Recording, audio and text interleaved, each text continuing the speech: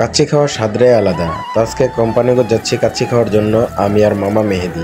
গাড়ির মধ্যে উঠলাম, ওঠার পর কোম্পানিগঞ্জ যাচ্ছি। এই তো মোটামুটি কোম্পানিগঞ্জের কাছাকাছি চলে আসলাম। তা আসার পরে গাড়ি থেকে নামে সোজা হাঁটতেছি আউট অফ টাউনের দিকে। না, বললো যে এদিকে খাবে না, কাচ্চি খাবে, কাচ্চি ঘরে যাবে। কাচ্চি ঘরের কাছে এসে দিয়ে কাচ্চি ঘরের পরিবেশটা বেশি ভালো না। তারপর দেখলাম পেছনের দিকে তাকে কাচ্চি শপের উপরে গেলাম। উপরে যাই দেখতেছি যে কাচ্চির ঘরের পরিবেশটা মোটামুটি ভালো চলে, কারণ কাচ্চি খাওয়া যাবে। পরে 2টা কাচ্চির অর্ডার করলাম, 2টা কাচ্চি দিল, এর সাথে দিল আচার দিয়ে কাচ্চি খুবই খাচ্ছি, আরাম পাচ্ছি। আরে কাচ্চি তো যাই হোক, আমরা 2 মামা ভাগ্নে একসাথে বসে কাচ্চি খাচ্ছি। তো কাচ্চির মধ্যে দেখলাম যে একটা জিনিস, যে বাসমতি চালের যে ফ্লেভারটা পরিপূর্ণ পাওয়া যায় না। তারপরও স্বাদটা কিরকম যে লাগে, মুখের মধ্যে রুচি নেই, সন্ধ্যা নাগাদ ভাব। তো বৈশা একসাথে মামা আর আমি কাচ্ছি।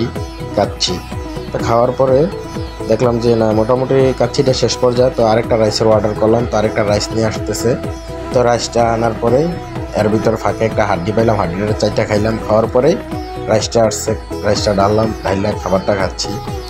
তা আসলে এরকমভাবে যারা ঘোরাফেরা করে খাবার খাওয়ার ইচ্ছা আছে, অবশ্যই আমাদের সাথে যোগাযোগ করতে পারেন। আমরা আপনাদেরকে নিয়ে ঘোরার চেষ্টা করব এবং ভালো ভালো বিনোদন জায়গাগুলোর তথ্য দিলে আমরা নিজেরা ঘুরবো এবং আপনাদেরকে ঘোরানোর জন্য আশ্বাস দেব এবং আমাদের সাথে নিয়ে ঘুরবো ইনশাআল্লাহ।